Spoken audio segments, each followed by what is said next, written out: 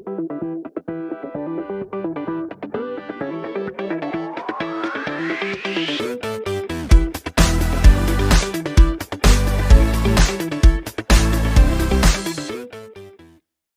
ऊपर अब हम डिटेल में गैल्वेनिक सेल को पढ़ेंगे, जहाँ वोल्टिक सेल को। अब हेडिंग डाल लो,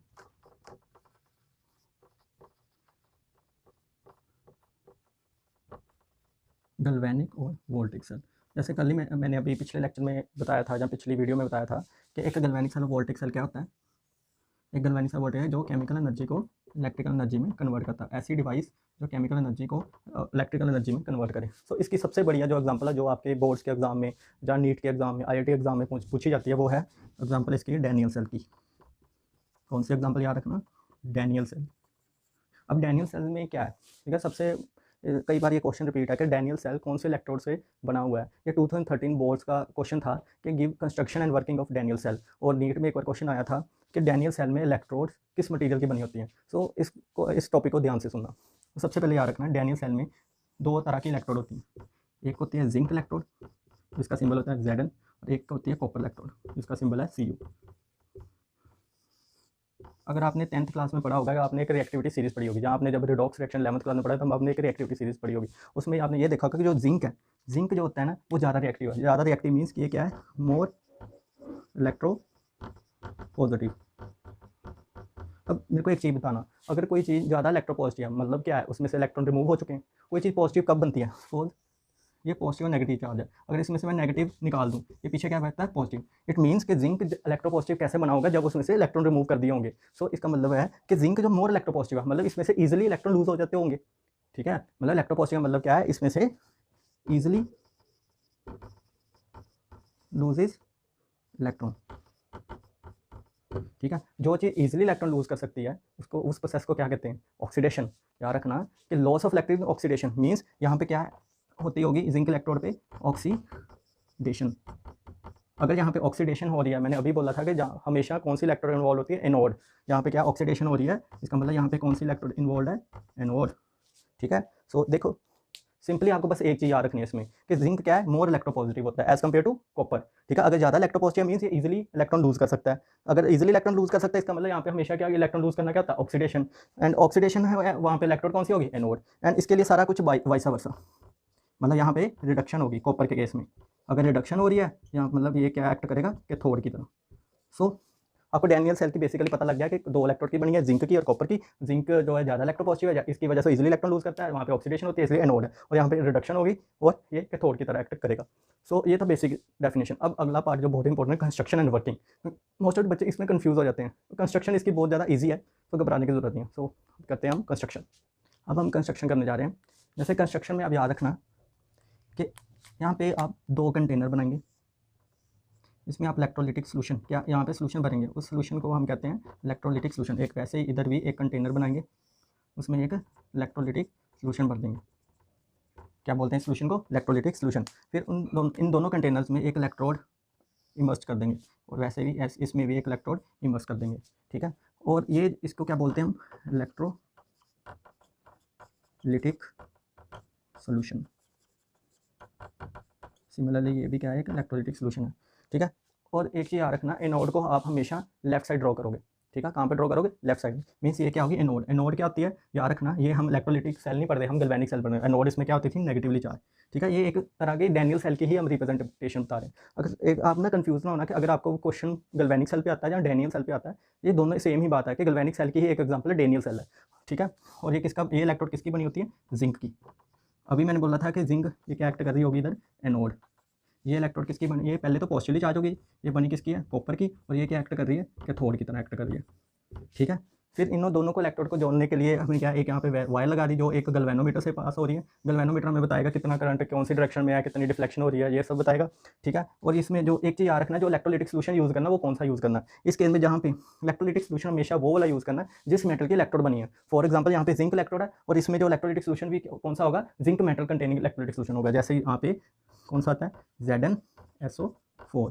वैसे ही यहाँ पे कॉपर इलेक्ट्रोड है, कॉपर इलेक्ट्रोड, इसमें जो इलेक्ट्रोलाइटिक सोल्यूशन यूज़ होगा वो कौन सा होगा, CuSO4, मतलब कॉपर सल्फेट यूज़ होगा। याद रखना, आगे भाई याद रखना कि यहाँ पे जो भी इलेक्ट्रोलाइटिक सोल्यूशन वो वाला यूज़ होगा जो मेटल उसमें इमर्स है, जिस मेटल की बनी है वही वाली मेटल का। जैसे यहाँ पे जिंक है ZnSO4, यहाँ पे कॉपर है, यहाँ पे कॉपर सल्फेट यूज़ किया हमने, ठीक है। फिर उसके बाद एक बड़ी इंपॉर्टेंट चीज़ है, यहाँ पे एक चीज़ लगी होती है ऐसे यू शेप ट्यूब लगी होती है, जिसको हम कहते हैं सॉल्ट ब्रिज। यहाँ पे सॉल्ट ब्रिज के आगे एक क्या लगा होता है, कॉटन प्लग, ठीक है। एक यू शेप्ड इन्वर्टेड ट्यूब लगी होती है जिसको हम सॉल्ट ब्रिज कहते हैं, और उसमें क्या लगा होता है, कॉटन प्लग। और इसमें क्या क्या चीज़ें प्रेजेंट होती हैं, इसमें कोई भी एक इनर्ट इलेक्ट्रोलाइट यूज़ किया जाता है। क्या यूज़ किया जाता है, एक इनर्ट इलेक्ट्रोलाइट। अब next question rises is that कि एक ये इनर्ट इलेक्ट्रोलाइट क्या है। इनर्ट इलेक्ट्रोलाइट ऐसा कोई इलेक्ट्रोलाइट है जो, जैसे इसमें हम जिंक सल्फेट यूज़ करें, यहाँ पे कॉपर सल्फेट यूज़ करें, ऐसा कोई भी इलेक्ट्रोलाइट नहीं यूज़ करना जो ऑलरेडी प्रेजेंट है, ठीक है। मीन्स यहाँ पे एग्जाम्पल के तौर से हम लिखते हैं KCl, हमने यहाँ पे क्या यूज़ किया, KCl आप देखोगे ZnSO4, ठीक है। जिंक है, वहाँ पे पोटेशियम है, यहाँ पे कॉपर है, वहाँ पे पोटेशियम, मीन सेम मेटल्स नहीं है। मतलब कोई भी ऐसा इलेक्ट्रोलाइट जो हमारे गैल्वेनिक सेल में नहीं यूज़ हो रहा, वो वाला हम कोई भी इलेक्ट्रोलाइट को हम बोलेंगे inert electrolyte. So example KCl। और सॉल्ट ब्रिज में क्या होता है, KCl के अलावा यहाँ पे हम कह सकते हैं NH4NO3 यूज़ हो सकता था, ठीक है। प्लस इनमें से कोई भी होगा, प्लस यहाँ पे एगर जेल एक होती है, वो यूज़ होती है, ठीक है। फिर इनका क्या है, एक पेस्ट लाइक सोल्यूशन बना लेते हैं, ठीक है। एक क्या है, पेस्ट बना लेते हैं। सो याद रखना, ये थे इसके कंस्ट्रक्शन। सो इस कंस्ट्रक्शन को एक बार हम रिवाइज कर लेते हैं। हमने क्या किया था, पहले एक कंटेनर्स बनाए थे, ठीक है। उनमें से एक हमने एक इलेक्ट्रोलाइटिक सोल्यूशन भर दिया था, उनमें फिर हमने इलेक्ट्रोड्स भरी थी, और एक जिंक इलेक्ट्रोड है, एक कॉपर इलेक्ट्रोड है। लेफ्ट वाली साइड हमेशा हम एनोड बनाएंगे, ठीक है, वो नेगेटिवली चार्ज होगी। राइट वाली साइड हम कैथोड बनाएंगे, वो पॉजिटिवली चार्ज होगी। और जो इलेक्ट्रोलाइटिक सोल्यूशन यूज़ करें, हमेशा वो वाला इलेक्ट्रोलाइटिक सोल्यूशन यूज़ करेंगे जिस मेटल की हमने इलेक्ट्रोड इमर्स की है, ठीक है। फिर वहाँ पे हमने गैल्वेनोमीटर लगाया था। फिर सबसे मोस्ट इंपॉर्टेंट पार्ट है हमारा सॉल्ट ब्रिज, ठीक है। सॉल्ट ब्रिज क्या है, एक इन्वर्टेड ट्यूब लाइक स्ट्रक्चर है जो इसमें लगाया जाता है, ठीक है। और लास्ट में यहाँ पे कॉटन प्लग लगाया गया। सॉल्ट ब्रिज में क्या क्या प्रेजेंट होता है, एक इनर्ट इलेक्ट्रोलाइट प्रेजेंट होता है। इनर्ट इलेक्ट्रोलाइट एग्जांपल जैसे KCl वगैरह, ठीक है। KCl क्या है, इनर्ट इलेक्ट्रोलाइट क्या होता है, जो बस यहाँ पे आप बस ऐसे याद रखना कि इलेक्ट्रोलाइटिक सोल्यूशन जो हम यूज़ करें वो वाला इस सॉल्ट ब्रिज में वो वाला इलेक्ट्रोलाइट हम नहीं यूज़ करेंगे, ठीक है। उसके अलावा बाकी जितने भी इलेक्ट्रोलाइट होंगे वो इनर्ट इलेक्ट्रोलाइट, एग्जांपल जैसे KCl है। प्लस ये सबको किस में मिक्स किया जाता है, एगर जेल में, और एक पेस्ट लाइक स्ट्रक्चर बना लिया जाता है। अब हम वर्किंग की बात करेंगे कि जो हमारा इलेक्ट्रोकेमिकल सेल है, गैल्वेनिक सेल है, वो वर्क कैसे करते हैं। अभी मैंने एक डायग्राम ड्रॉ किया है, ये हमने पिछले लेक्चर में पढ़ा था। फॉर एग्जाम्पल ये हमारा जिंक इलेक्ट्रोड है, ये कॉपर इलेक्ट्रोड है। अब वर्किंग में क्या करेंगे, एक चीज़ याद रखना, इसमें हमेशा हमने रिडॉक्स रिएक्शन पढ़े थे। रिडॉक्स मींस, रिडॉक्स में हमेशा क्या होता था, रिडक्शन एंड ऑक्सीडेशन, ये दोनों क्या है, साइमल्टेनियसली होते हैं। मतलब कोई भी रिएक्शन जिसमें रिडक्शन एंड ऑक्सीडेशन साइमल्टेनियसली होते हैं उसको हम रिडॉक्स रिएक्शन कहते हैं। और एक चीज़ इसमें भी क्या है कि एक ये क्या है कि इसमें भी रिडॉक्स रिएक्शन हो रहे हैं। जैसे एनोड पे मैंने हमेशा क्या कहा था कि ऑक्सीडेशन होती है, एनोड पे हमेशा क्या होती है, ऑक्सीडेशन। इसको अपने दिमाग में आप स्टोर करके रख लें, यहाँ पे ऑक्सीडेशन होगी, इसलिए इस सेल को हम बोलते हैं, इसको बोलते हैं ऑक्सीडेशन हाफ सेल। और इस सेल को हम क्या बोलते हैं, हम रिडक्शन हाफ सेल। सो इसमें होता क्या है, पहले हम प्रोसेस देखते हैं कि ऑक्सीडेशन हाफ सेल में क्या होता है। अब आप हेडिंग डालिए ऑक्सीडेशन हाफ सेल। अब ऑक्सीडेशन हाफ सेल में क्या है कि यहाँ पे जिंक इलेक्ट्रोड है, जिंक क्या करती है, अपने अंदर से इलेक्ट्रॉन लूज करती है। वो क्या करती है, अपने अंदर से 2 इलेक्ट्रॉन लूज करती है और खुद किस स्टेट में कन्वर्ट हो जाती है, Zn2 पॉजिटिव में। याद रखना, जिंक क्या करती है, उसकी ऑक्सीडेशन होती है। ऑक्सीडेशन मतलब वो 2 इलेक्ट्रॉन को लूज करेगी और खुद किस फॉर्म में कन्वर्ट हो जाएगी, Zn2 पॉजिटिव में। फिर उसके बाद रिडक्शन हाफ सेल की बात करें।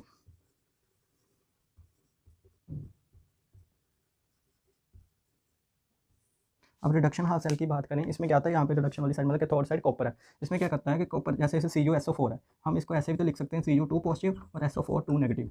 ये जो Cu2 पॉजिटिव है, ये क्या करता है, ये 2 इलेक्ट्रॉन्स को गेन करता है, मतलब ये 2 इलेक्ट्रॉन्स को एक्सेप्ट करता है और कहाँ पे कन्वर्ट है, कॉपर सॉलिड में कन्वर्ट हो जाता है, ठीक है यार। ये क्या है कि कॉपर 2 पॉजिटिव ने 2 इलेक्ट्रॉन्स गेन किया और कहाँ पे कन्वर्ट हो गया, कॉपर में कन्वर्ट हो गया। मीन्स कि इसकी क्या होगी, कॉपर की क्या होगी, रिडक्शन होगी। सो हम ये कह सकते हैं, यहाँ पे क्या किया, जिंक जहाँ पे Zn2 पॉजिटिव था, ठीक है, Zn2 पॉजिटिव होगा सोल्यूशन में, यहाँ पे भी Zn2 पॉजिटिव होगा, साथ में यहाँ पे SO4 2 नेगेटिव ही होगा, SO4 2 नेगेटिव होगा, ठीक है। अब Zn2 पॉजिटिव कैसे है, जिंक ने क्या है, ये कन्वर्ट हो गया होगा Zn2 पॉजिटिव में और 2 इलेक्ट्रॉन लूज किए होंगे। 2 इलेक्ट्रॉन तो इधर ट्रैवल कर गए होंगे, ठीक है, वायर की वजह से इधर आ गए होंगे। यहाँ पे जो Zn2 पॉजिटिव है सोल्यूशन में आ गया होगा, मतलब इधर से उतर के यह सोल्यूशन में आ रहा है। और यहाँ पे क्या 2 इलेक्ट्रॉन आए सोल्यूशन में, Cu2 पॉजिटिव ही है। Cu2 पॉजिटिव ने क्या किया, ये जो 2 इलेक्ट्रॉन आ रहे हैं उसको एक्सेप्ट किया, वो 2 इलेक्ट्रॉन को एक्सेप्ट करके वो कन्वर्ट हो गया कॉपर सॉलिड में, ठीक है। और वो कहाँ पे डिपॉजिट होते जा रहे हैं, इसके ऊपर कॉपर जो है डिपॉजिट होता जा रहा है।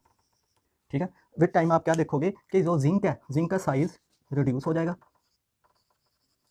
जिंक का साइज रिड्यूस हो जाएगा, और कॉपर इलेक्ट्रोड का क्या होगा, कॉपर इलेक्ट्रोड का साइज जो होगा वो इंक्रीज हो जाएगा। ऐसा क्यों? ऐसा इसलिए कि जिंक जो है Zn2 पॉजिटिव में कन्वर्ट होकर सोल्यूशन में जा रहा है, इसलिए ये इलेक्ट्रोड का साइज धीरे धीरे क्या हो रहा है, कम होता जाएगा। तो इधर क्या होगा कि कॉपर 2 पॉजिटिव जो है 2 इलेक्ट्रॉन गेन करके कॉपर सॉलिड में कन्वर्ट होता है, इसका साइज क्या होता जाएगा, इंक्रीज होता जाएगा। ये थी इसकी वर्किंग। तो वर्किंग बहुत ही ईजी है, बस ऐसे आप उसको मतलब एक सेल डायग्राम बना लें और उससे आप सारी डिक्टेट कर सकते हो। और बोर्ड्स में जरूरी है कि आप एक डायग्राम प्लस उसकी रिटर्न में सारा कुछ लिख के जरूर आए, फिर आपको पूरे मार्क्स मिलेंगे।